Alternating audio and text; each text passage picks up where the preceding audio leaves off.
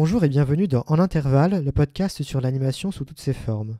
Aujourd'hui, un épisode un peu spécial puisqu'il ne s'agit pas d'une discussion autour d'une série ou d'un film, mais d'un échange qui a eu lieu autour du film Nausicaa de la vallée du vent, enregistré au cinéma Arvor lors d'une séance Japanime. Alors évidemment, on remercie le magasin Japanime et le cinéma Arvor d'avoir pu nous accueillir pour cette séance. Notre rôle pendant cette séance, c'était de présenter le film et d'animer une petite rencontre entre l'équipe dans l'intervalle et le public. Malheureusement, on ne peut pas vous mettre à disposition la présentation, puisqu'elle est saturée et elle est assez inécoutable. D'ailleurs, l'échange que vous allez entendre ensuite a aussi ses faiblesses, donc on vous invite à régler votre son quand vous écouterez cet échange. Pour que vous soyez quand même sur un pied d'égalité avec les spectateurs qui étaient présents, je vais vous faire un petit résumé de ce qui a été présenté, et ensuite vous pourrez écouter, avec plaisir j'espère, l'échange qu'il y a eu avec Agathe Preslin et Alexandre Caudal. Alors je préfère dire que même si l'idée c'est de présenter le film, je vous invite quand même à faire comme les spectateurs et à voir le film Nausicaa de la vallée du vent avant d'écouter ce podcast. Nausicaa de la vallée du vent, c'est donc un film réalisé par Hayao Miyazaki entre 1982 et 1983 et sorti sur les écrans japonais en 1983. Miyazaki adapte donc un de ses propres mangas sortis dans le magazine spécialisé Animage en 1981, dont par ailleurs de nombreux collaborateurs au magazine participent à la production. Au studio, on retrouve Topcraft, qui n'est pas forcément très connu et pour cause, ils n'ont fait majoritairement que des coproductions avec l'étranger. On peut citer la série Barbapapa, mais également le film La Dernière Licorne. Nausicaa, c'est d'abord un récit guerrier dans un univers de fantasy où deux tribus, les Tolmecs et les Dorks, se combattent mutuellement. Dans cette grande bataille, Nausicaa va faire figure d'anomalie, puisque princesse de la vallée du vent, elle va plutôt agir à protéger et à servir la nature. Dans ma présentation, j'ai dit que même si le film va définir beaucoup d'aspects du studio Ghibli et va être des inspirations pour d'autres œuvres, je peux citer Breath of the Wild ou Final Fantasy, avec des chocobos qui vont s'inspirer des montures qu'on voit dans le film. J'ai mis en avant la figure de Nausicaa, qui me paraît être un personnage très positif, puisqu'elle est à la fois guerrière et qu'elle ne se laisse pas faire, mais qu'elle est aussi altruiste et qu'elle n'hésite pas à guérir plutôt qu'à tuer. Ça se voit notamment dans son rapport aux dorks, puisqu'elle adore ces insectes gigantesques, qu'elle n'essaye jamais de tuer, mais plutôt d'arrêter pour qu'ils ne saccagent pas des villages ou qu'ils ne se tuent pas eux-mêmes. Ce personnage s'inspire de Nausicaa dans l'Odyssée, qui va secourir Ulysse, mais aussi à une princesse qui est tirée d'un conte de la cour du XIIe siècle, les contes du conseiller de la digue. Puisque dans les contes du conseiller de la digue, on retrouve aussi un personnage de princesse négligée qui adore les insectes. Les villageois de la vallée du vent sont d'ailleurs au diapason de cette héroïne atypique, qui n'hésite pas à protéger leur village et l'environnement. Ils rappellent d'autres personnages du studio Ghibli, comme les Tanuki de Pompoko, et l'histoire évoque également Princesse Mononoke, qui est sans doute le Ghibli qui est le plus proche de Nausicaa dans son esprit et dans son scénario. Voilà, je pense que vous avez suffisamment de clés pour comprendre l'échange qui va suivre. Je suis Simon Eius et l'échange est assuré par Antonin Moreau du cinéma Emor et du cinéma Arvor. On se retrouve pour une prochaine fois pour un épisode plus classique. Bon, avant de laisser la parole à l'équipe en intervalle à Alexandre, Agathe et Simon, moi aussi j'étais dans la salle, je suis hyper content de l'avoir vu, ça faisait hyper longtemps que je ne l'avais pas vu et je l'avais jamais vu sur grand écran et enfin bon voilà, j'ai pris un plaisir fou et ça m'a halluciné parce que je suis allé voir Top Gun il y a pas longtemps, je me suis dit mais les scènes de bataille aérienne dans Nausicaa sont largement mieux donc voilà, et ça n'a rien à voir mais je compte sur vous pour faire un comparatif entre Top Gun et Nausicaa. Bon courage. Peut-être on pourrait parler de nos impressions du film, je ne sais pas ce que vous en avez pensé en le revoyant. Étant donné que j'avais, comme tu disais Agathe, on a revu les films assez récemment, c'est quand même nettement plus impressionnant sur grand écran. Je peux dire que mon impression n'a pas tellement changé. Peut-être plus ayant parcouru le manga en amont de la présentation. Il y a quelques scènes comme ça qui semblent un peu ne pas vraiment être en phase avec le film. Quand tu sais les éléments du manga qui n'ont pas pu être incorporés en raison d'une adaptation un peu précipitée par la production, quoi. Mais notamment l'absence des dorks en fait, donc, que tu évoquais en introduction, ils sont plus du tout présents et c'est soit les Pégites qui eux du coup sont absents du manga, ils sont censés être complètement éradiqués par les Tolmecs, prennent en fait la responsabilité de certaines actions, de certaines démarches militaires des Dorks. En ce qui concerne en revanche Nausicaa, le personnage éponyme elle reste assez fidèle à elle-même dans son intention et son intuition profonde qu'il faut demeurer pacifiste. Et c'est ce qui fait qu'elle a quelque chose de messianique aussi, comme tu disais, c'est qu'elle est profondément compatissante et certaine que l'entraide est la seule solution, quoi, pour essayer justement de comprendre ce qui peut sauver un monde qui est déjà après l'apocalypse. Non, je suis d'accord, il y a quand même quelque chose de très écologique dans la manière de fonctionner. C'est vraiment des humains qui sont imbriqués dans un environnement très concret. Je propose que Agathe donne son avis et ensuite j'aimerais avoir vos impressions aussi. Ce qui était assez rigolo, c'est que moi je sais que j'ai revu le film il y a peut-être 3 jours, mais du coup dans sa version DVD, et du coup l'image était assez, c'est basique à dire, mais l'image dont je disposais était assez petite, et quelque part ça permettait pas de vraiment poser le regard sur l'image du film dans sa matérialité en quelque sorte, et ce qui m'a vachement impressionné là en le regardant sur grand écran, c'est tous les petits éléments où en fait on va se rendre compte que c'est vraiment de l'animation dans son terme plein. Ça veut dire qu'en fait il y a eu de l'usage de cellulose, ça veut dire qu'il y a eu des superpositions d'éléments, ça veut dire que les décors ils vont être faits par exemple à la gouache, ce qui donne une espèce de profondeur et de matière absolument différente des éléments en mouvement comme les personnages qui eux sont beaucoup plus au premier plan, qui sont peints à l'acrylique, etc. C'est vraiment de voir qu'en permanence tous les éléments sont en mouvement, qu'en fait un décor qui a l'air uni est en fait de 3 éléments qui sont tous en train de bouger dans un sens inverse pour qu'on ait fugacement l'impression que Nausicaa et son appareil, son planeur, sont en train de s'enfoncer dans la profondeur de champ qui de fait n'existe pas en animation, etc. Donc, après, c'est des choses sur lesquelles on pourra revenir, mais ce qui m'a vachement impressionné, c'est de voir à quel point le film avait laissé une image très grandiose dans mon esprit quand je l'avais vu au cinéma assez jeune et même quand je l'ai revu par la suite, que cette grandiosité, je ne sais pas si ça se dit, elle n'a pas été démentie ce soir parce que je trouve que le film est juste trop beau et trop émouvant, etc. Mais qu'en même temps, ça s'accompagne d'une image qui est beaucoup plus faite de briques et de broc et qui est vraiment un studio et une équipe d'animateurs qui a dû bosser hyper rapidement en seulement 6 mois. Et en fait, c'est juste trop chouette de grâce au grand écran et peut-être à la qualité, je sais pas du tout, de voir en fait à chaque fois ces décalages au sein même de l'image, quoi, et de voir vraiment le film, à la fois le film et en même temps ce qui s'est passé à un moment donné en 84 et qui a forcément changé des choses pour l'histoire au moins du cinéma d'animation, quoi, enfin japonais, etc. J'aimerais savoir du coup si quelqu'un voudrait intervenir, si le film vous a marqué peut-être visuellement, au niveau de l'histoire. Moi, je l'avais encore jamais vu à ce jour-là. J'avais commencé, ma copine qui vient de partir m'avait offert tous les mangas. Je me suis dit que j'allais les lire avant de voir le film, sauf qu'il passait au cinéma, donc on n'allait pas louper ça. Et je pense que en fait, j'avais déjà lu, on va dire, les 30 premières pages du premier. Et ce qui m'a marqué surtout dans le film, en fait, c'est surtout que les couleurs et les décors de tout ce qui est la forêt toxique, etc., n'étaient pas du tout ce à quoi je m'attendais par rapport au manga. C'est-à-dire que je m'attendais pas du tout à autant de tons de bleu et à cette couleur-là. En fait, je m'attendais à quelque chose de vert, quelque chose dans des tons, parce qu'on voit un peu de classique aujourd'hui dans des films ou des films d'animation sur des forêts dans le style. On peut penser un peu à Avatar, qui a des tons très colorés, très flashy, ce genre de choses. Et je m'attendais pas à ça, du coup c'est très déroutant, j'arrive pas à savoir si j'aime bien ou pas en fait. Là où par contre effectivement les décors en dehors de la forêt toxique sont très marquants, comme vous le disiez tout à l'heure. Tout ce qui est en mouvement est beaucoup moins marqué, mais tout ce qui est décor statique, etc. et les appareils sont ultra marquants et super bien dessinés. Enfin, il y en a qui sont vraiment, on pourrait les prendre à part et faire, ça ressemble vraiment à des peintures, c'est assez fou. Et ce qui m'a marqué aussi, c'est que j'ai souvent fait le parallèle pendant le film par rapport à un film qui m'a marqué dans mon enfance, qui était Le Roi et l'Oiseau. Non pas dans l'histoire, etc., mais en fait que je me dis que ce film-là, je l'ai pas vu étant petit, Le Roi et l'Oiseau, je l'ai vu étant petit. Et je pense que si j'avais vu ce film-là étant petit, il m'aurait autant marqué que Le Roi et l'Oiseau m'a marqué dans mon enfance, en fait. Il y a quelque chose qui se retranscrit dans les deux, dans la poésie, dans le message qu'ils veulent transmettre, même si c'est pas exactement la même chose, mais c'est quelque chose de très pacifique. Et qu'ils le font un peu de la même manière, même si c'est complètement des écrivains et dessinateurs et des personnes différentes qui l'ont fait. Donc je sais pas s'il y a une influence entre les deux, je sais plus si c'est Miyazaki qui s'est inspiré justement de... Je crois que Le Roi et l'Oiseau l'avait influencé, je sais plus si c'est dans ce sens-là ou l'inverse, mais je trouve qu'on ressent vachement ça dans ce film et que du coup je regrette un peu de ne pas l'avoir vu étant petit.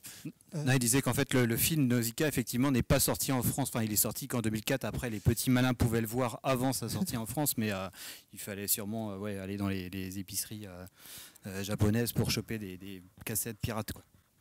Alors en fait, il est sorti en France dans une version censurée, que c'est La Princesse des Étoiles, je crois que ça s'appelait, qui était trouvable dans des VHS à 10 balles à Carouf, qui était une version remontée. Et du coup, pour rebondir sur Le Roi et l'Oiseau, parce que c'est aussi un film qui est un film culte, pour moi c'est probablement même un de mes films préférés, en fait, on le retrouve dans Le Château dans le ciel, en fait. On retrouve le robot, notamment. Mais pour en revenir à Nausicaa, moi, ce qui me marque le plus, c'est la deuxième fois que je le revois, parce que je l'avais vu à sa sortie, justement, quand il était sorti dans les salles françaises, après le succès de Chihiro, Mononoke et compagnie. C'est que, justement, quand j'avais fait cette séance, il y avait une grand-mère qui était venue avec son enfant de 3 ans. Alors, autant vous dire qu'il n'avait pas compris grand-chose, qui s'est fortement ennuyé, parce que le film n'est pas vraiment fait pour les enfants. Il est un peu long, un peu violent, même parfois, un peu organique. Et à mon sens, Nausicaa, vous avez utilisé l'adjectif messianique, et je trouve que c'est bien ça en fait. Pour moi, le principal, entre guillemets, problème de Nausicaa, c'est son personnage principal. Nausicaa est parfaite. C'est un fantasme sur pattes, c'est-à-dire qu'elle ne fait aucune erreur. C'est l'héroïne de son peuple directement, son autorité n'est jamais remise en cause. Elle ne fait quasiment aucune erreur. On n'a pas forcément l'habitude de retrouver ça ensuite dans les autres films de Miyazaki, où même si les héroïnes sont quand même je pensais Chihiro notamment, qui est quasi parfaite. Chihiro à des moments a peur, fait des erreurs. Nausicaa, c'est absolument pas le cas, et c'est un peu vraiment messianique, quoi.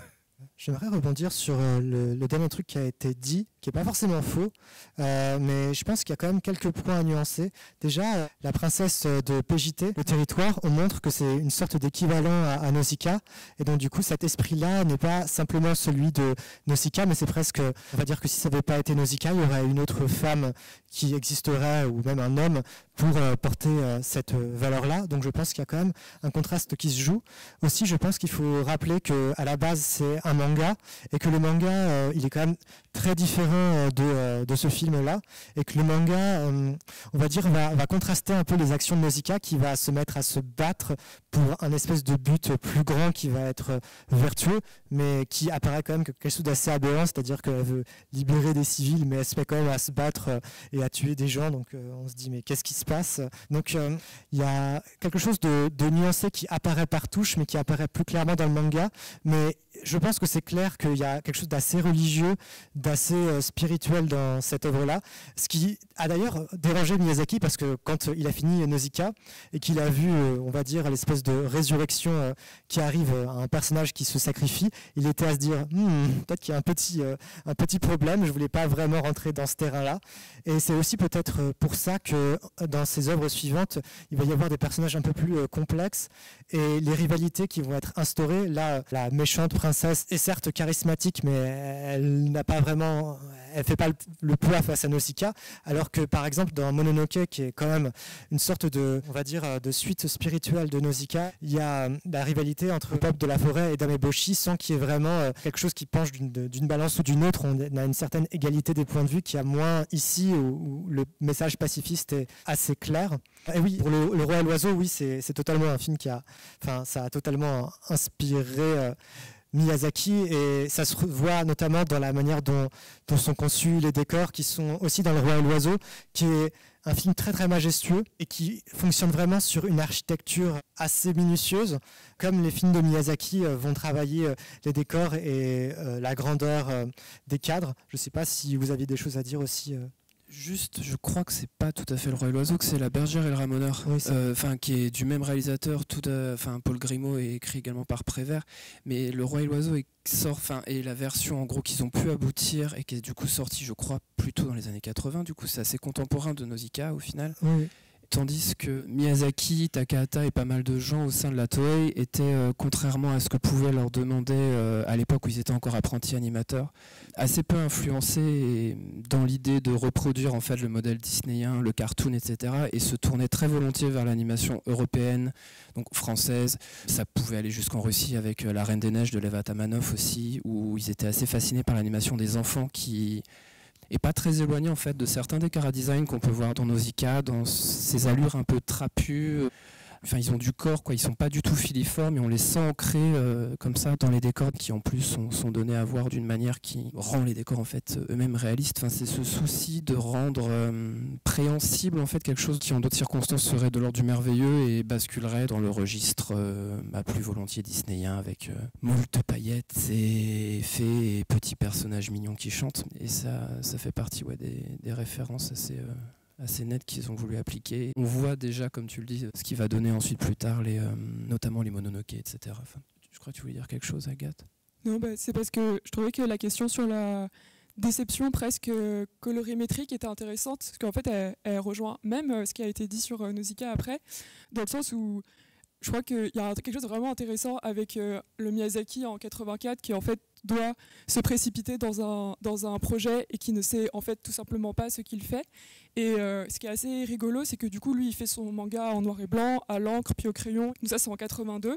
Et c'est dans une revue qui s'appelle Animage. Et Animage va faire un peu tout un business autour de Nausicaa parce que ça marche vraiment pas mal. Il y a énormément de retours critiques et même de retours du public. Et du coup, Animage va commencer à dire à Miyazaki, franchement, c'est super. Du coup, maintenant, tu pourrais faire des posters, tu pourrais faire des images pour des calendriers. Enfin, vraiment, il commence à y avoir aussi un peu la logique de produits dérivés qu'on va retrouver à Ghibli et qui n'est pas complètement différente puisqu'en fait à Ghibli il y a le producteur Suzuki qui est en fait le gars qui drive Miyazaki à Animage, et donc il y a cette logique de faire des posters etc, et du coup il y a la nécessité de les faire en couleur en fait tout simplement, et dans des propos dans un recueil d'aquarelles d'une édition anglaise dont j'ai complètement oublié le nom, Miyazaki commente toutes ces illustrations là qu'il a faites avant même que l'idée du film puisse se poser, et en fait ces commentaires sont assez désespérant, c'est-à-dire qu'en fait il n'aime aucune de ces illustrations-là, et notamment il les aime pas parce qu'il a été obligé tout à trac de trouver quelque chose qui est à voir avec la couleur en fait. Et lui effectivement la Fukai ou tout du moins la forêt toxique, en fait c'est pareil, il l'imagine vraiment en noir et blanc, et c'est là que c'est vraiment intéressant sur toutes ces espèces de tensions qu'il y a entre un travail purement de dessin, de manga et à l'encre, etc., et qui ne nécessite absolument pas qu'à un quelconque moment, la personne qui crée se pose la question de la couleur, et tout à coup, le fait de se précipiter dans un dessin animé quand même standard, donc avec des obligations de décor, etc. Et je trouvais ça rigolo que cette question fasse écho avec ce que disait Miyazaki à ce moment-là. Et en fait, ça rejoint aussi un peu ce qui se passe avec Nausicaa, parce que quand Miyazaki se retrouve du coup avec la proposition sur les mains, qui vraiment le fait un peu paniquer de cette histoire de faire un film sur Nausicaa, en fait, lui, il fait un manga depuis quelques temps dont il ne comprend pas vraiment c'est qui son personnage principal. C'est-à-dire qu'en fait, quand il parle de Nausicaa, il dit mais en fait moi Nausicaa je savais pas qui c'était, il y avait quelqu'un que je dessinais, il y avait quelqu'un qui était en interaction avec tout un monde pas possible que j'avais imaginé, mais en fait j'ai jamais su ce que pensait Nausicaa, j'ai jamais su c'était vraiment quoi son but, et d'ailleurs il remarque que toujours sur ces illustrations de promotion qu'il faisait, Nausicaa avait pas toujours la même tête, parce que lui-même savait pas c'était quoi les intentions de ce personnage, et en fait là tout à coup il faut qu'il fasse un film d'1h 1h50, il faut qu'elle ait des buts, il faut que l'action l'aide à développer ces buts-là. C'est pas du tout que le film est loupé ou quoi que ce soit, c'est juste qu'en fait, même si c'est pas exactement son premier film, c'est vraiment les affres de quelqu'un qui se retrouve face à une espèce d'histoire qui lui échappe. Et je pense que si ça revient moins avec les autres personnages de Miyazaki, c'est que Miyazaki il va se poser des vraies questions de narration, c'est-à-dire qu'en fait, dès Totoro, dès Le Château dans le ciel, il va commencer un peu déjà effectivement à alléger les personnages principaux, à tout de suite mettre des groupes en personnages principaux et pas juste une entité unique, etc. Et en fait, c'est vraiment intéressant comme vision de Nausicaa, parce qu'en fait, je pense que c'est la progression générale d'une filmographie qui va en accrochant de plus en plus d'éléments parce qu'elle se complexifie de plus en plus. Mais en fait, Nausicaa, aussi complexe que ce soit, ça l'est pas tant que ça, en fait. Et c'est vrai que le personnage de Nausicaa en souffre d'une certaine manière. Moi, je trouve ça assez beau, mais je comprends vraiment l'écueil dans lequel on va, quoi. Il y avait des remarques par ici. Ça va être assez court, c'est juste pour donner un avis un peu différent du fait que Nausicaa soit un personnage parfait. Moi, c'est la deuxième fois que je le vois, et oui, il y a beaucoup de choses très clichés et très, très convenues, et je rejoins la plupart des points, mais ce qui m'a frappé sur cette deuxième séance, enfin sur la deuxième fois où je le vois, c'est la naïveté de Nausicaa, que j'ai beaucoup plus vue et que j'ai perçue à de multiples reprises dans le film, où le côté où finalement elle est tellement parfaite qu'il y a des décisions qu'elle n'arrive pas à prendre, elle se retrouve dans des dilemmes un petit peu que d'autres personnages plus tard de Miyazaki ne se retrouveraient pas. Donc ouais, il y a ce côté un peu figure quasiment une déesse, quoi, tellement on a l'impression qu'elle est parfaite, mais en même temps pas tant, parce que on voit qu'elle est quand même très émotive, très sensible, et en proie à des émotions comme la peur, comme la colère, qui lui fait quand même tuer des gens au début du film, même si c'est assez édulcoré dans la forme, dans le fond elle tue quand même des gens, c'est dit. Il y a quand même un peu de grain à ce personnage, dans sa perfection. On décèle quand même un personnage qui je trouve démontre qu'on ne peut pas vraiment être parfait, quoi, parce que quand on essaye d'être parfait, justement on tombe dans soit de la naïveté, soit de la non-lucidité, et à vouloir essayer de tout faire bien, on finit par pas faire grand chose, comme quand elle hésite à aller sauver son village ou à rester aider rester aider les gens dans l'avion, bah, peut-être que ça aurait pu faire perdre des secondes aux gens qui sont là. Peut-être que voilà, cette hésitation aurait pu lui coûter des vies. Donc c'est pas forcément un thème qui est creusé, mais je trouve ça intéressant à constater pendant le film. Il y a une remarque aussi ici. Si vous avez lu le manga originel, ce qui n'est pas mon cas, j'aurais été curieux de savoir comment est-ce que Miyazaki il travaillait, enfin dessinait en noir et blanc et réfléchissait en noir et blanc. Comment est-ce qu'il avait résolu dans les livres la question de la couleur des yeux des Omu, qui joue un rôle assez important dans le film, même de manière un peu cliché. Le rouge c'est la menace, le bleu c'est le calme, voilà. Mais vu que c'est beaucoup utilisé dans le film, est-ce qu'il l'utilisait dans le livre ou est-ce que c'est un truc qui a été inventé pour le film? En fait, c'est exactement le même mode expressif des Omu dans le manga. Tout passe par le dialogue, c'est-à-dire que l'ouverture du manga est assez similaire à ce qui se passe. À un moment donné, Nausicaa va voir un Omu complètement briser une forêt et faire irruption devant elle, et là va y avoir une espèce de monologue extrêmement explicatif mais tout à fait chouette où elle va nous dire que les yeux du Omu sont rouges parce qu'il est en colère, et puis plus tard quelqu'un va se dire les yeux du Omu sont bleus parce qu'il est apaisé. En fait, tout passe par un dialogue qui expose cette espèce de loi qui après va en fait avoir la même importance que dans le film, va être un vrai moyen de repère quant à la compréhension de la psychologie du Omu en milieu hostile. Dans la même veine que ce genre de phylactères qui viennent s'ajouter pour expliquer comme ça des éléments notamment chromatiques qu'on ne peut pas avoir, ces scènes où elles semblent être un peu en communion justement avec les insectes passent également par des phylactères qui sont donnés en fait à lire quasiment comme des échanges télépathiques qu'on n'entend du coup pas du tout dans le film, qui sont complètement oubliés. C'est plutôt de la musique qui vient mettre de l'emphase là-dessus et faire comprendre qu'il y a quelque chose, au moins qu'elle comprend, sinon qu'elle partage vraiment avec les Omu, d'autant qu'il y a cette scène de flashback qui est telle qu'elle également dans le manga. Enfin, il y a à la fois la couleur et à la fois d'autres éléments du son et de la mise en scène qui permettent de, disons, substituer certains éléments graphiques et sémantiques qu'on peut avoir dans le manga, quoi. Je tenais à réagir à la remarque par rapport à Nausicaa, c'est-à-dire que du coup c'est la 3e fois que je vois le film, et je trouve que le personnage de Nausicaa est une figure principale, mais que malgré tout, elle permet aussi de faire exister quelques personnages secondaires qui apportent cette espèce de complexité humaine qu'il n'y a pas vraiment chez ce personnage qui est naïf, certes, mais avec quand même quelque chose de très lumineux. Et je sais que Yupa, c'est bien ça, enfin, je t'ai trompé à la présentation, donc Yupa, oui, est un personnage qui est immédiatement charismatique et qui a, rien que dans sa gestuelle, quelque chose de très particulier et qui va contraster avec la gestuelle qui est beaucoup plus désordonnée et comique du groupe de vieux à moustache. D'ailleurs, je pense que si vous êtes fan de vieux à moustache, ce film-là a dû être un bonheur parce qu'on a tout le temps, qui sont récurrents et qui par ces petits moments-là, et même par les petits dialogues qu'ils vont instaurer, ajouter leur couleur. Les enfants aussi, qui sont bien plus importants que dans le manga, qui je trouve sont plus effacés, vont aussi apporter, on va dire, une vie plurielle à un village et montrer quelque chose qui dépasse le film. Et le personnage de Kurotawa, là c'est ça ? Kurotawa, oui. Qui est un personnage qui est assez détestable, surtout dans le film, qui fait des remarques qu'on sent arrivistes. C'est peut-être le personnage que je trouve le plus intéressant, surtout dans le manga, parce que on sent que c'est un personnage qui a vu des choses, contrairement à Nausicaa, qui justement est comme vierge du monde, ne sait rien, alors que lui, il a vu des gens mourir et compagnie. Bon, là, j'extrapole aussi au manga, mais on va dire que cette lecture aussi du manga m'a permis aussi d'apprécier d'autant plus les personnages au-delà de leur moment de gloire dans le film. Et ça rejoint aussi une philosophie de Miyazaki qui souhaite qu'à chaque fois qu'il y a un gag, par exemple, ce soit un moyen de découvrir une part de la personnalité du personnage, juste par ces petits moments qui valent pas forcément grand-chose quand on les voit, mais qui, dans le grand ordre des choses, peuvent signifier quelque chose de plus important et aussi donner vraiment vie à cet univers. Toujours pour parler des rapports entre manga et mise en réalisation du film, et qui me refait penser quand même à ces histoires de Roi et l'Oiseau, etc., mais à la toute fin. C'est notamment tout ce que Miyazaki va devoir imaginer à partir du manga. En fait, il va avoir en gros 1 mois pour faire des dessins, en espérant pouvoir en tirer une histoire qu'il va devoir écrire et storyboarder en également 1 mois, ce qui est assez effroyablement court.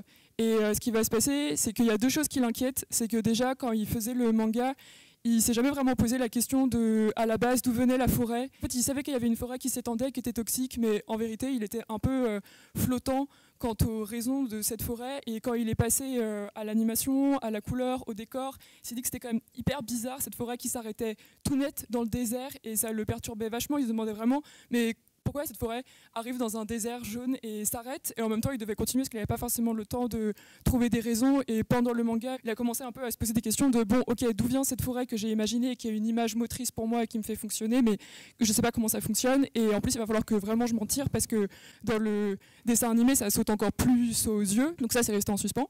Et une autre chose qui l'intéressait vachement, c'est que dans le manga on passe très rapidement par la vallée du vent, et très vite la guerre éclate, enfin elle a déjà éclaté depuis très longtemps, mais la guerre attrape la vallée et en fait on va pas du tout y rester.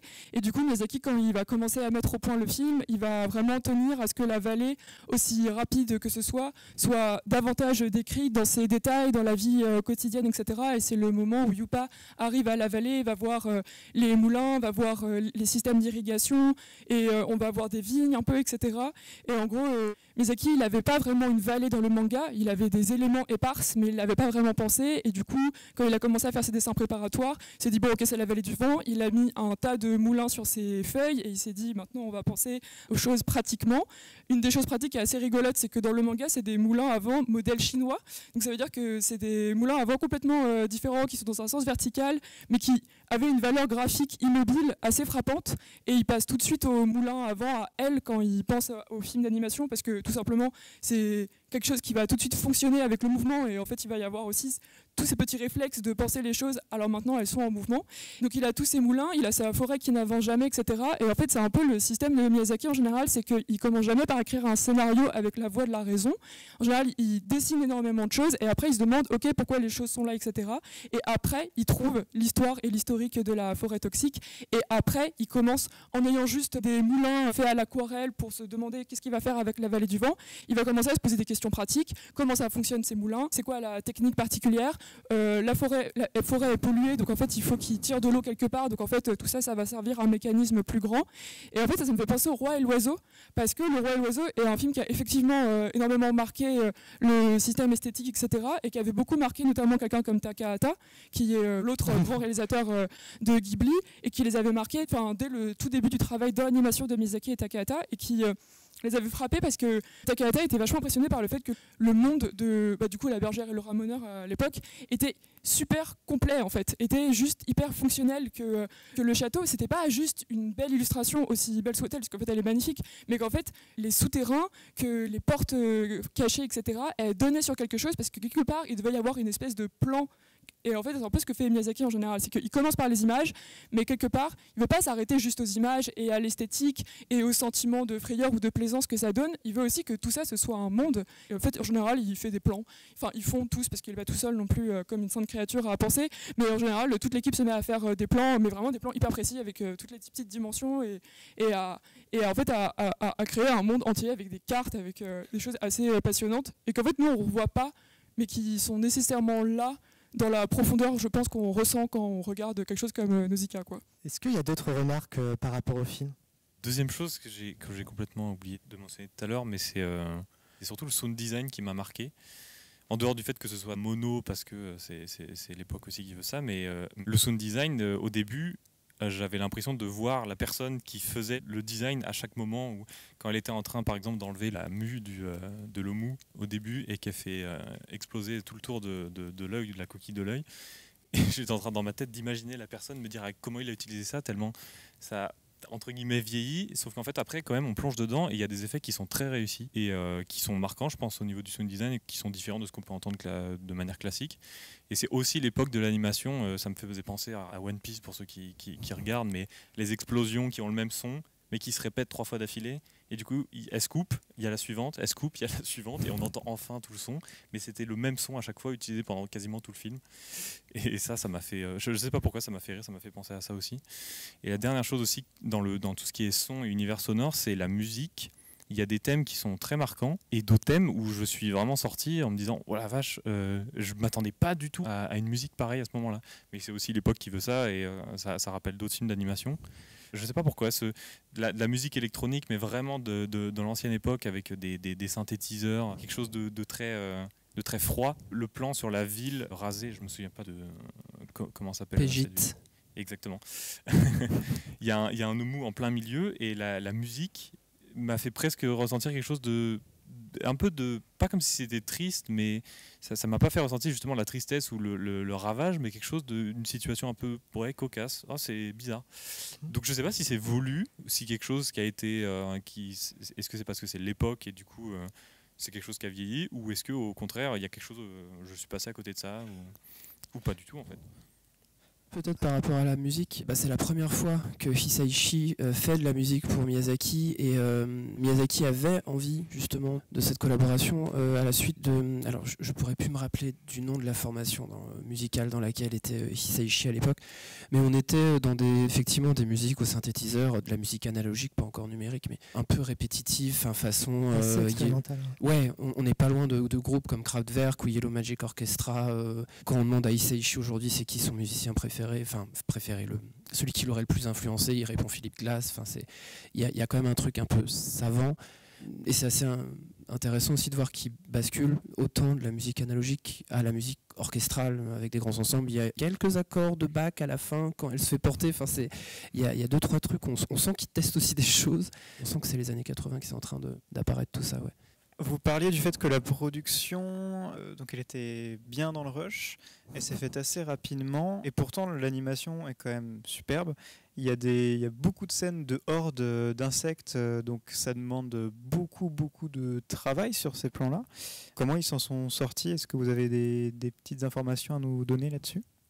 Alors Nausicaa, ils ont eu 6 mois pour le tournage. Miyazaki, il sortait 2 ans auparavant, il avait fait le château de Cagliostro, il avait eu 4 mois pour le tournage. Et je pense qu'il n'était pas du tout détendu, mais il avait commencé effectivement à mettre au point tout un tas d'astuces pour justement aller plus vite, qui des fois l'obligeait à tailler dans l'histoire, mais sur le point de vue plus technique, je crois que ce qui les sauve, c'est vraiment l'utilisation de ce qu'utilise l'industrie de l'animation, c'est-à-dire d'un multiplan. C'est hyper basique, un multiplan, c'est qu'en gros l'image elle est divisée en plusieurs éléments et en fait ce qui est à l'arrière-plan qui va être le décor va être sur une plaque ici et puis là on va avoir les éléments intermédiaires et puis là on va avoir toujours sur une plaque et puis là on va avoir une autre plaque avec par exemple les personnages principaux qui sont en mouvement au premier plan. Là, c'est expliqué hyper primairement, mais c'est pour aller vers un truc plus précis. Et puis après, il y a une caméra qui filme. Et puis la caméra, elle peut faire des mouvements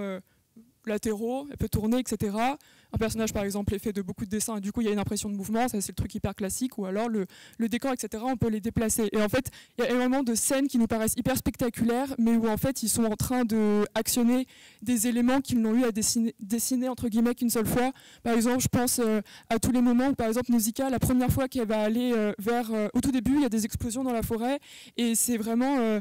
le moment où elle va voir Yupa de loin, le Omu n'a pas encore fait irruption en dehors de la forêt, mais là il va y avoir des trucs de perspective assez folles où il y a son vaisseau qui fait des espèces de mouvements improbables et vraiment on a l'impression qu'on s'approche de Yupa et en même temps il y a la dune qui semble filer dans tous les sens. En fait à ce moment-là ils animent quasiment que Nausicaa. Ils animent un peu le vaisseau, mais ça va. Et en fait, ils sont surtout en train de bouger un deuxième plan qui est la dune, de bouger un troisième plan qui est la forêt qui va aller vers... alors, je sais pas, la forêt était par là, puis en fait, elle fait comme ça. Et puis, ils sont aussi en train de bouger un troisième décor peint qui qui serait un peu la ligne... d'horizon. Ce genre de scène hyper expressive et hyper spectaculaire, elle est aussi due à une espèce de grande astuce de tous ces animateurs qui ont parfois 20 ans d'expérience, parfois plus derrière eux, et qui en fait vont savoir exactement, dès le moment du storyboard, le timing de chaque élément. Ça veut dire qu'eux, en fait, ils savent combien il faut dessiner sans surplus Nausicaa, et puis en fait, ils savent de quelle manière il faut bouger chaque élément pour que ça interagisse entre eux. Alors je sais pas si ça paraît très efficace ce que je veux dire, mais c'est qu'en fait, c'est juste des gens qui ont une espèce de science du temps intégrée dans leur cerveau, et qui vont réussir à faire des images composites et à économiser du temps là-dessus. Et l'autre truc qui est vachement, et ce sera la dernière anecdote de tournage par rapport au gain de temps, mais il y a notamment les Omu, et les Omu du coup ils ont des carapaces assez spectaculaires, et on se dit que ça a dû être tout un bazar à animer, et surtout beaucoup d'images à faire. Alors c'est vrai, mais en fait les Omu quand ils sont seuls, notamment le premier Omu, il y a sa carapace qui arrive, et puis il fait un espèce de mouvement un peu d'accordéon. Je pense que s'ils avaient dessiné autant d'images, parce que normalement c'est, bon, je sais pas, je m'éparpille dans tous les sens, mais animation c'est à peu près 24 images par seconde.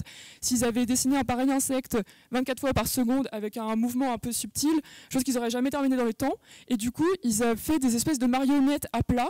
Ça veut dire qu'en fait le homo il a une carapace, chaque élément de la carapace était une espèce de petite chose en carton peint hyper chiadé, puis en fait tout ça était assemblé dans une posture particulière sur une espèce d'élastique. Et en fait, l'élastique était posé sur la plaque en verre.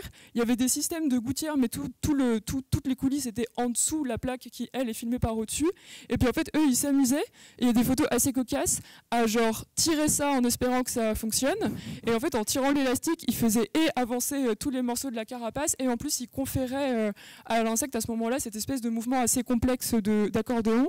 Et en fait, ça, c'est des systèmes qui, à mettre au point, ont pris vachement de temps, mais qui leur ont fait gagner aussi un temps fou au moment de la réalisation. Et en général, ce qu'on remarque, c'est que la carapace de l'homo, elle a vraiment la texture de la gouache, elle fait vraiment carapace. Et par contre, les pattes, elles sont vraiment beaucoup plus vivaces, elles sont beaucoup plus esthétiques, animation japonaise, parce qu'en fait, elles sont sur cellulo. Ça veut dire qu'en fait, ils sont même pas sur le même niveau de plaque. Ça veut dire qu'il y a la carapace qui va par exemple être sur la plaque supérieure et puis sur la plaque inférieure, il y a un cellulo où toutes les pattes elles s'agitent. Et là, par contre, il y a quelqu'un qui a dû passer énormément d'heures très stressantes et très désagréables parce qu'ils ont énormément de pattes. Ce que je veux dire, c'est que sur chaque image, il y a une espèce de prolifération permanente d'éléments où en fait, il y a une équipe différente qui se charge de chaque élément et en plus eux-mêmes se sont posé la question de comment est-ce qu'on fait pour pas redessiner perpétuellement des choses qui de toute façon vont être là en permanence. Après évidemment il y a les scènes où il y a 1000 homus et là je crois qu'il y a un gars qui s'est chargé des homus pendant 6 mois. Je tenais juste à ajouter une précision, c'est qu'il n'y avait pas que des personnes très expérimentées, il y avait aussi des animateurs assez jeunes qui venaient de débuter, qui l'a repéré sur des séries ou alors en s'informant. Et je pense que c'est vraiment plus une espèce de réunion de talents. Et d'ailleurs, Miyazaki aimait beaucoup travailler avec des jeunes animateurs qui, justement, n'étaient pas encore totalement lessivés d'une industrie qui les laisse pas dormir et qui les oblige à travailler 7 jours sur 7, qui va puiser et qui va y ajouter, on va dire, sa patte avec une direction artistique très travaillée qui va justement pallier à une animation qui, en fait, quand on s'y penche un petit peu, elle est un petit peu saccadée à des moments, mais c'est juste que dans l'animation des mouvements, dans la gestion de l'espace, il y a quelque chose d'assez subtil. C'est-à-dire que là, c'est pas du 24 images secondes, ça doit être du 12 images secondes. Donc du coup, c'est un peu plus saccadé. Mais pourtant, malgré tout, il n'en paraît rien parce que le film est si travaillé dans ses techniques et dans sa manière d'utiliser à bon escient l'économie que le film resplendit. Tu voulais dire un truc, Alexandre ? Non, sinon, pour rappeler que dans le même plan où tu décrivais, où effectivement il y a beaucoup comme ça de petites solutions qui peuvent sonner comme des rustines, alors que c'est juste des démonstrations d'inventivité économique et esthétique à la fois, il y a aussi un plan qui est complètement animé, c'est-à-dire où le décor est animé, où juste au moment en fait, où elle survole Youpa et c'est les deux gros dodos, là ce plan-là est complètement animé de A à Z, donc c'est-à-dire c'est que du cellulo à ce moment-là, et là je pense effectivement, encore une fois, comme pour les scènes de foule, que les animateurs ont dû suer sang et eau pour pouvoir en arriver à bout. Ouais. Est-ce que vous avez encore des remarques ? Je crois que encore au milieu, il y avait des gens qui levaient la main, mais je peux me tromper. Merci. En fait, je voulais juste, c'est un peu en parallèle parce que j'ai l'impression de parler de l'éléphant au milieu de la pièce par rapport à tout le message, on va dire vraiment, parce qu'on a tellement dit ça sur tous les films de Miyazaki que ça fait vraiment le message de l'écologie et tout. Mais quand on prenait dans le recul sur le fait que c'est un de ses premiers films et qui date de 84, donc qui a quasiment 40 ans aujourd'hui, je trouvais ça vachement intéressant justement parce que moi pour le coup je l'ai vu, c'est la première fois que je le voyais, donc découverte complète, même si comme on disait voilà, il y a je sais pas comment c'est dans le manga, mais au sein du film il y a quand même une ligne assez simpliste effectivement dans la progression des éléments, l'évolution du personnage vis-à-vis de toute sa naïveté sur la nature, etc. Je trouvais que toute l'idée d'une nature qui a été en fait détruite il y a très très très longtemps, qui s'est un peu régénérée toute seule, mais qui est perçue comme hostile parce qu'en fait elle est plus vraiment compatible avec la vie humaine. Mais dans cette perception d'hostilité, on se rend compte que par le personnage de Nausicaa qu'en fait cette agressivité elle est surtout en fait aux réactions des attaques humaines en premier lieu et jamais en fait initiée par cette entre guillemets entité naturelle. aujourd'hui en 2022, je trouvais que ça prenait un sens quand même très très très actuel. Donc, ça fait vachement redite par rapport à tout ce qu'on a dit sur la filmographie de Miyazaki. Je pense que le simple fait de voir le film, c'est quelque chose d'évident. Donc voilà, j'enfonce un peu des portes ouvertes, mais ça me semblait intéressant quand même juste de le formaliser, quoi. Mais à l'époque, au Japon, il y a déjà des grandes catastrophes écologiques. On peut penser à Minamata, où plus de 2000 personnes, tu vois, sont mortes d'empoisonnement au mercure. Il y avait également l'aéroport qui était forcé d'être construit et où ils ont rasé des champs. C'est à Etawa, je crois. Enfin, je sais plus. Oui, il y avait des manifestations paysannes aussi qui s'organisaient contre le bâtissement d'aéroports. Il y a des documentaires japonais militants qui existent sur la question. Et tout ça arrive quasiment 10 ans avant même le début de la rédaction du manga, en fait. Donc, à une époque d'ailleurs où Miyazaki, Takahata, Yasuo Otsuka et tous les animateurs qui venaient de se rencontrer et de se former à la Toei étaient en train d'essayer de taper du poing sur la table pour faire comprendre aux producteurs non, on veut pas faire du Disney, on veut faire du dessin animé japonais.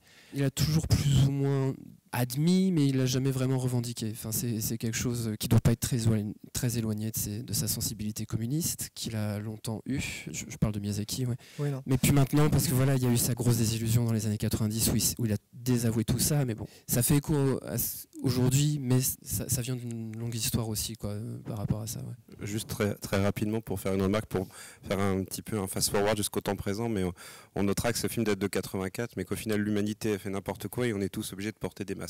Ce qui quand même fait très 2020.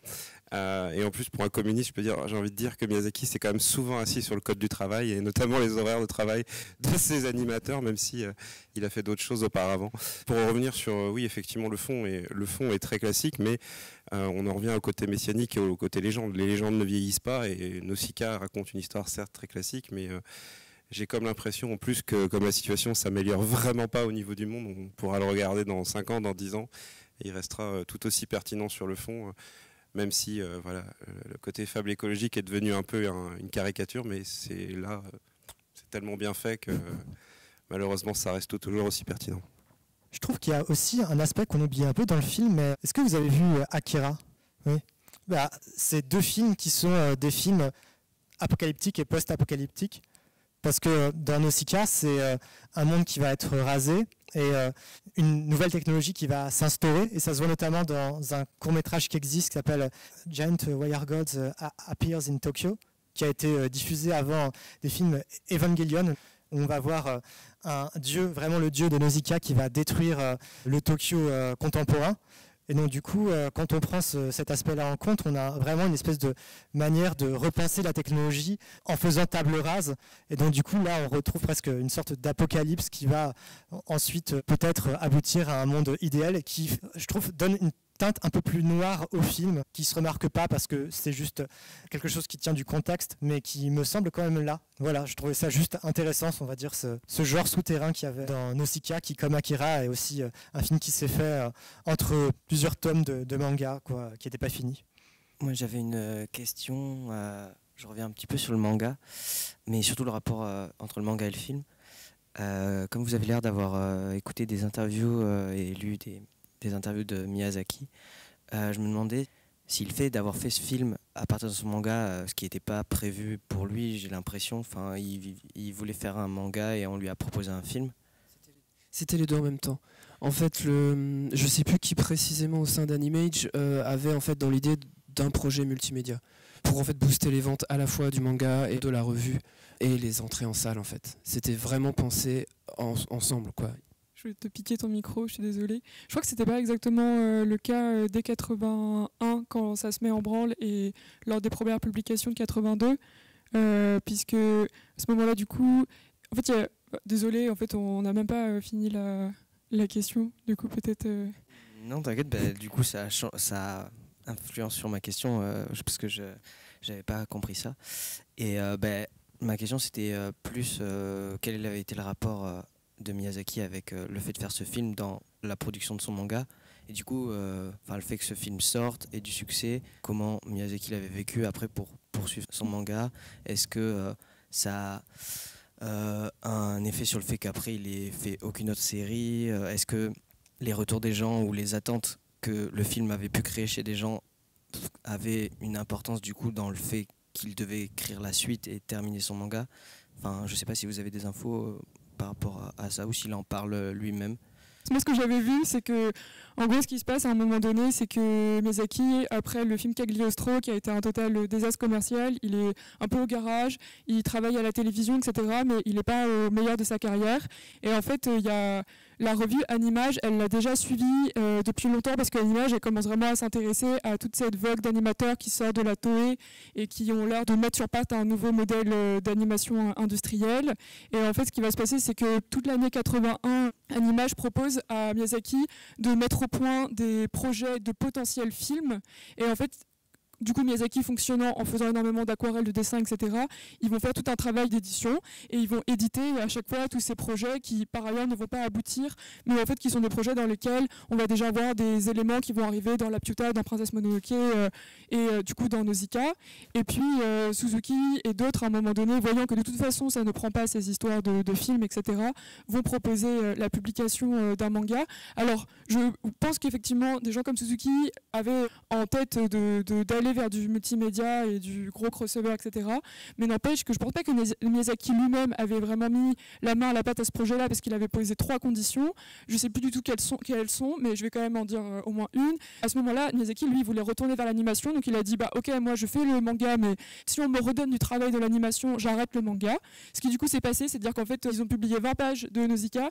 La Miyazaki a été appelée sur la série Sherlock Holmes, et du coup Miyazaki a fait ok, j'arrête la publication du manga qui faisait que 20 pages, et Suzuki et d'autres ont dû aller chez Miyazaki pour lui dire vraiment ne nous fais pas ce coup-là s'il te plaît Hayao, on va pas s'en sortir. Ensuite l'autre condition c'était que Miyazaki était libre de faire ce qu'il voulait et que du coup justement il n'allait pas le penser pour faire nécessairement un film et qu'il allait pouvoir donner un peu les impulsions qu'il voulait à cette série. Et j'ai oublié la 3e raison, mais de toute façon elle n'est pas forcément très importante. Et du coup Miyazaki fait l'équivalent des 2 tomes qui sont publiés chez Glénat et il fait le film. Est-ce que ça a une influence, le film, sur Nausicaa? Je crois que assez peu, parce qu'en fait, il tricote à partir des 2 premiers tomes qu'il a, et puis finalement, il ne va pas vraiment récupérer ce qu'il fait dans le film. Par contre, la grosse influence, c'est qu'avec Nausicaa, ils vont gagner tellement d'argent, Miyazaki, Takahata, etc., qu'en fait, ils vont pouvoir fonder le studio Ghibli. Et en fait, c'est ça le gros tournant, c'est qu'en fait, à un moment donné, Takahata, Miyazaki, etc., c'était des réalisateurs très nomades parce qu'en fait, ils collaient jamais exactement avec les systèmes de production économique entre ce qu'ils voulaient, eux, de l'animation et les studios chez qui ils travaillaient. Mais en fait, ils foutaient le bordel à chaque fois parce qu'en fait, ils n'étaient pas adaptés finalement à l'économie actuelle. Donc en fait, avec Nausicaa, ils créent Ghibli. Et du coup, la principale conséquence que ça a eu sur Nausicaa, c'est qu'en fait, Nausicaa a été publié pendant 13 ans parce que Miyazaki n'avait juste pas le temps de travailler sur le manga et qu'en fait, il a non seulement fait Nausicaa, mais il a fait aussi Totoro, Kiki, Porco Rosso pendant qu'il dessinait Nausicaa. En fait, Nausicaa, c'est cette espèce de gros fardeau qui le suit. Il y a eu plein de fois où il n'a jamais rendu ses pages à temps pour la publication de la revue qui, elle, était quelque chose comme mensuelle.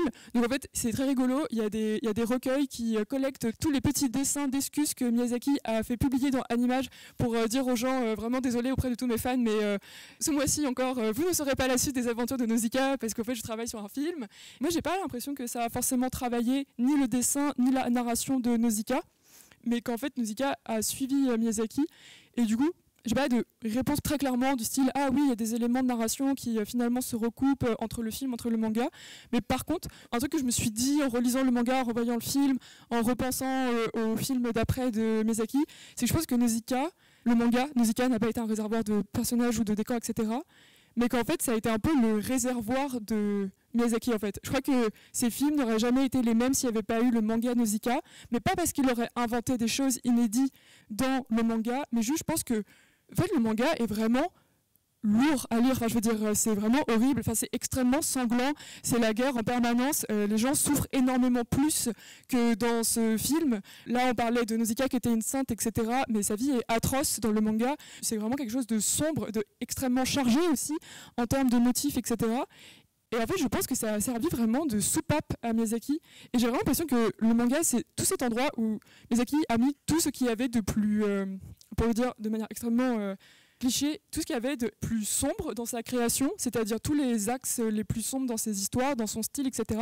Et que c'est parce que ça a existé pendant 13 ans, c'est parce que ça, il a pu chasser un peu tous ces trucs-là dans le manga, qu'en fait, il a pu faire une recherche au niveau des films qui allait du côté de l'épuration, pas tellement de l'épuration dans le sens où ces films sont pas complexes, mais qu'en fait il a pu vraiment rechercher des lignes lumineuses et fluides et des personnages chaleureux, etc. Il n'y a pas d'échange d'histoire ou d'éléments, etc. dans le manga, mais que par contre le manga a juste une part entière du processus créatif et qui a purement aidé d'une manière assez mystérieuse et occulte à faire que les films de Miyazaki sont des œuvres relativement lumineuses, joyeuses, mais après faut le dire rapidement parce que il y a plein de films de Miyazaki qui sont quand même pas si simples que ça.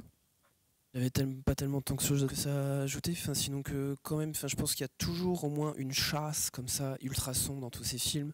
Tu vois, dans un film qui resplendit comme un joyau, type Le Château ambulant, t'as l'épisode où tu vois Howl aller à la guerre. Pour revenir plus sur les questions de production, de publication et tout, ouais, ça avait l'air apparemment d'avoir été très important, et justement qu'ils puissent en fait continuer ce manga. La salle commence vraiment à se vider, donc je me demande si... Non, on peut s'arrêter là. Oui, on peut s'arrêter Très là. bien. Donc merci beaucoup d'avoir assisté à cette première séance. J'espère qu'il y en aura d'autres.